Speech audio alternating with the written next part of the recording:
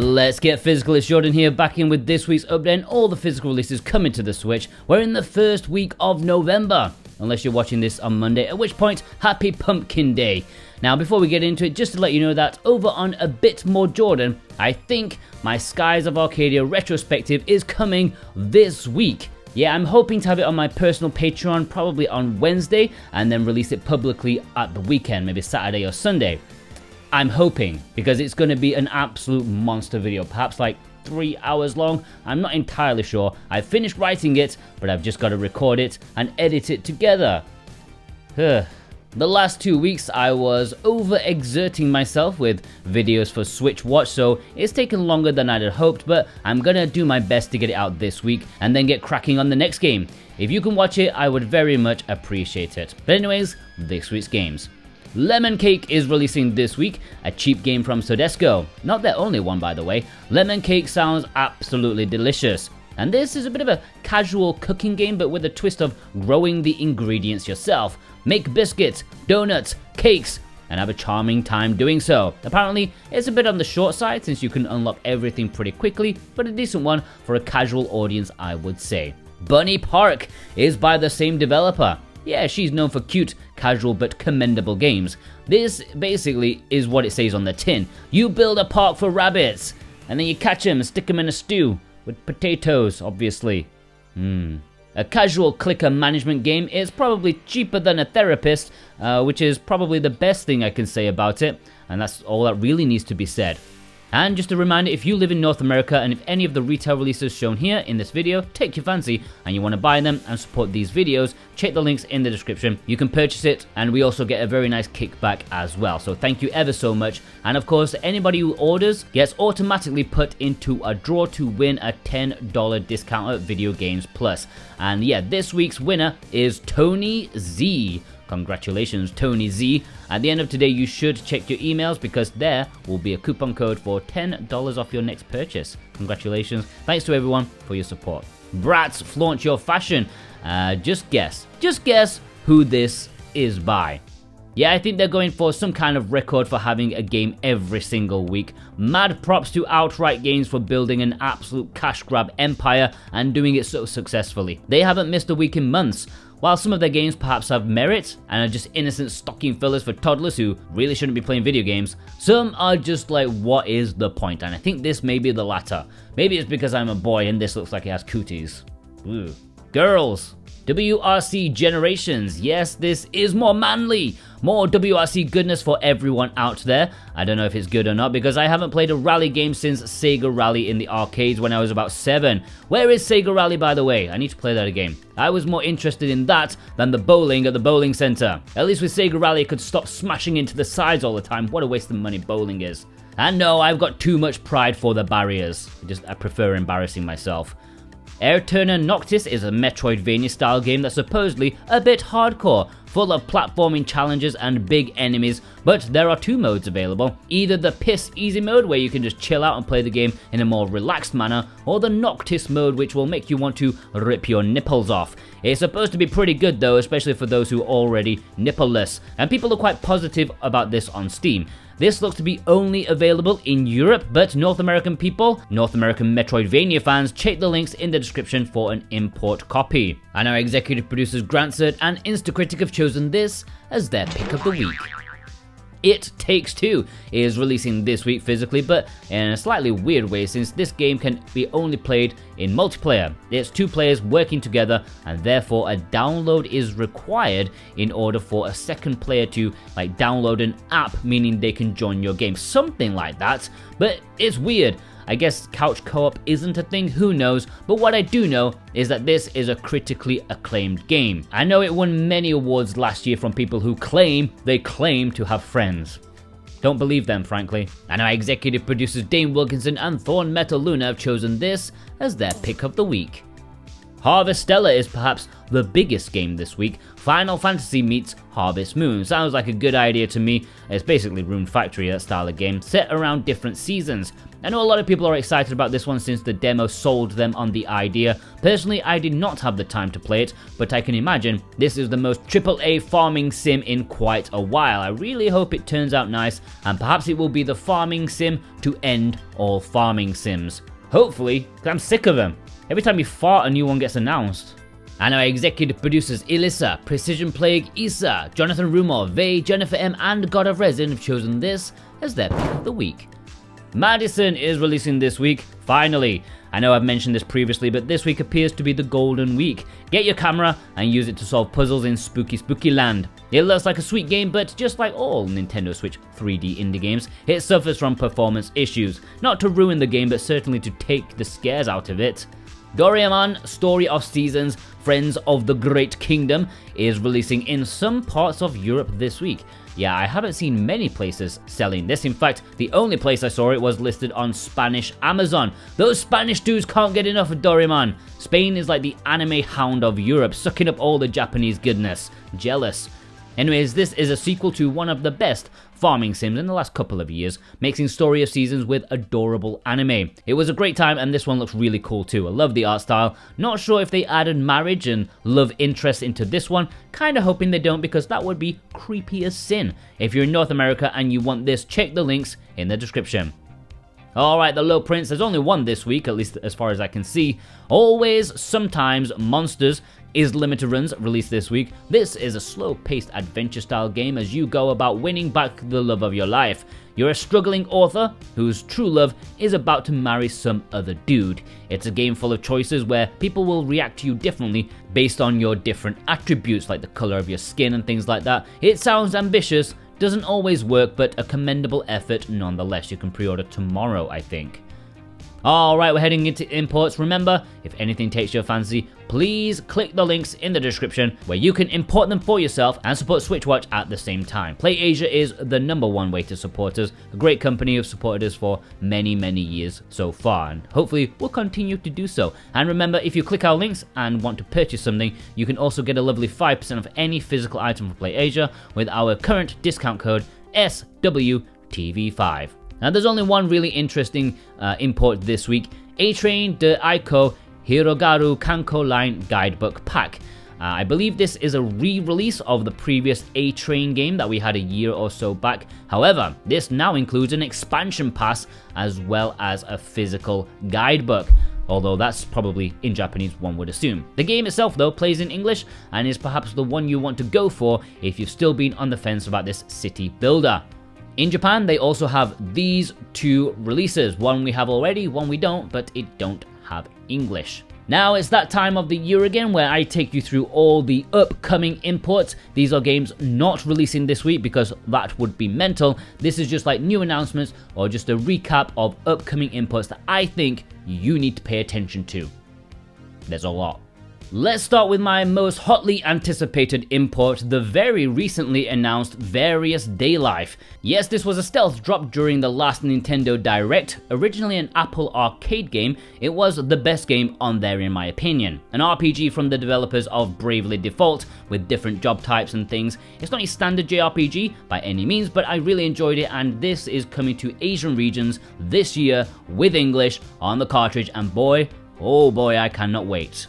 And our executive producer Ozgolo has chosen this as his pick of the imports.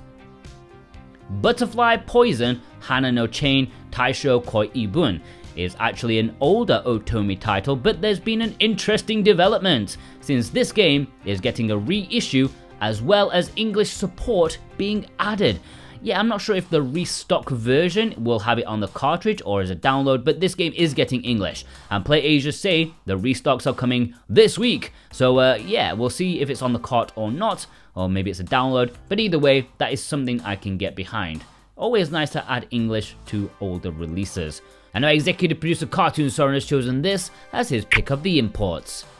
Cardfight Vanguard Dear Days is a game I would really like to get into, but you guys know me in card games, I don't gel with them. It's not that they're not good, it's just I'm an anxiety-filled moron who panics about having the right balance set up. But this does look like high production value's gone into it, and I'm pleasantly surprised to see this has English. Could be a great one. Return to Shironagasu Island is, or was, the cheapest import I'd ever seen. PlayAsia originally had this import exclusive for just $15, but they bumped it up to $20, which is still reasonable for this mystery horror visual novel. Simple on the surface, but disturbing under the hood. I've heard really good things about it, and it's something I would definitely like to get. I'm sure we'll have a review at VM Paradise at some point in the future. Let's Play Oink games. Well, I'm less interested in. I mean, I'm sure it's fine if you have friends. This is a bunch of board games, looks like decent production gone into it. But if I'm going to play a board game, then, well, actually, I'm probably not going to actually play a board game. Never. River City Girls 1 and 2 is quite a big import, a double pack of older River City Girls, and the new one coming this December. It's cheaper than Limited Run, it's probably coming quicker than Limited Run, and it has one more game than Limited Run. It's a sensible option for beat 'em up fans, unless you need a full ESRB set. I think it's going to be a really big import this year. And as a side note, Asia, yes, the Asian region, is going to get a River City Girls 2 standalone, so forget all that, just get this Japanese one because that's 2 games in one. And our executive producers Robotech and Santa Tartaruga have chosen this as their pick of the imports. Samurai Maiden is coming later this year, and boy am I excited. A schlocky hack and slash game starring schoolgirl samurai. Will this be great? Probably not. Will I enjoy it? Almost certainly. Only people without a soul would not enjoy this. I'm actually quite surprised it has English, very pleasant surprise too, but yeah, looking forward to December. Witch on the Holy Night is also in December, and it's the complete opposite of Samurai Maiden. This is a visual novel, a very hotly anticipated release of a Type Moon VN, releasing in English finally. While it may not be the one we were hoping for, firstly, it's still a great VN in its own right, and two, this could pave the way for Tsukihime to finally happen. Ultimate Wonder Boy Collection is perhaps not the Ultimate Wonder Boy Collection, since compared to the strictly limited version, this Japanese release took out all of the English games, for whatever bizarre reason in games like to make up in their weird head. It has more releases than the Western retail release, but it's all in Japanese, not that it would be much of an issue for these classic retro titles. In games, just a bunch of weird people. The Rumblefish 2 is an old-school fighting game from Dimps, a pretty cool-looking fighter with smooth animation and more game modes for this long-awaited re-release on modern consoles. You may remember that Limited Run Games are handling this in North America, but this Japanese release does have English, and there's even a collector's edition that comes with the original game as a download code. Shame it's not on the cartridge, but you can't have everything in life. Akai Katana Shin is an old-school horizontal shooter from Cave, being published on modern consoles by City Connection. This was first an arcade game, then a 360 game, but now we can get it on our Nintendo Switch with English. Yay! I guess this could come westwards. It seems like something Strictly Limited may pick up, but nothing has been announced yet, plus you get this this decade. The bass fishing game is the bass fishing game. Any other bass fishing game isn't the bass fishing game. Therefore, this is the bass fishing game that you need, especially since it comes in English. And there's also a busty anime lady in here too. Yes! Ishu, Saikyo, Ozukan Battle Coliseum probably ain't gonna have English, but that ain't gonna stop me from playing this bad boy. It looks like primal rage, monster experiments by letting them loose on each other. Cockfighting in the name of science. Can't wait. Osman is releasing in Japan. You may remember that Strictly Limited put this up for pre-order in Europe under the other name Cannon Dancer, which is a much better name than Osman, which to me means he's either Australian or a pointless celebrity. Whatever, this was the spiritual successor to Strider, and it very much looks like it. Fatal Frame Mask of the Lunar Eclipse. Okay, this is territory of slightly unknown, but as far as we know, this Fatal Frame game is digital only in the West. In Asia, it seems to be getting a physical release with English, which is very tasty indeed. This is an enhanced port of a Wii game that was never released in the West before, and I'm very, very excited. I can't wait to play this one for the first time. A Space for the Unbound. This I don't know for sure has English or not, but I would be very, very surprised if it didn't. It would take real effort to take out English for a game that has already been translated. This is a beautiful slice-of-life adventure game set in 90s rural Indonesia. The prologue for this game, which is already released on Steam, is overwhelmingly positive, so I'm highly anticipating this one. I'm not expecting it to be long, but it's something that's got me very, very intrigued. Looks beautiful. Tristia Restore is an adorable little game that reminds me of Overcooked, but with busty anime babes, which is an instant win. You appear to be a blacksmith constructing things over various missions, and you have to juggle a lot of things, each of which have micro games to see how successful you are. This looks like simple fun, and it will have English when it releases next year. PlayAsia doesn't say it yet, but it does. Same with another game in the series, Tristia of the Deep Blue Sea Legacy, which is a similar type of game, but I believe this one is from an isometric perspective. I'm actually not sure, since it's hard for me to differentiate between the two in the one trailer. I'm not sure which is which, but it doesn't matter because they both have English and they both look cute as buttons and look great. You can buy them separately, or you can buy a nice little bundle called the Try Bundle, which I will be getting. Oh yeah, can't wait for January. Snow Battle Princess Sayuki is releasing in Japan next year. You may remember Strictly Limited Games did this in Europe. Well, if you don't want to wait for that, then how about this Japanese version? It's a spiritual successor to Pocky and Rocky, and just not quite there. Mildly interesting though. The Crimson Flower That Divides, Lunar Coupling, is an upcoming Otome visual novel. It was a PSP game, but has now all new content and includes voice acting on the Switch. Not my area of expertise, but VNDB seem to rank it rather commendably so. One for Otome fans. Ib is releasing physically in Japan next year. You may remember this game was announced during a Nintendo Direct, and it looks very weird indeed. The Japanese physical release will have English, and I asked Playism about a Western physical, and they said, quote, "We don't have any news about a Western physical Ib Switch release," end quote. Which we all know what that means. Expect a limited run announcement in the coming months. But hey, it's cheap, and perhaps you can bump up an order to get free shipping. Ray's Arcade Chronology was put up for pre-order at Strictly Limited Games, but if you're not into them, or you're in North America, there's always the Japanese release incoming too. A bunch of excellent shmups in one expensive package. Just how shooter fans like them. Melon Journey! Pretty sure that's the journey every teenage boy has to go through at some point as they take their first steps into manhood. But this isn't all about the boobs, it's actual melons, the delicious kind. Sorry, that's still not clear. I mean the fruit. An adorable looking adventure game. I am down for this. There is a standard and collector's edition incoming. Trouble Witch's Final, Episode 1, Daughters of Amalgam, is a game I'm not 100% sure has English or not, but I would be very surprised if it didn't. Since the original release does have English, why would they take it out? Regardless, this is a shooter, so it's not very important, and of course, with such a ridiculously over-the-top name, it's going to be a good one. It's got positive reviews over on Steam.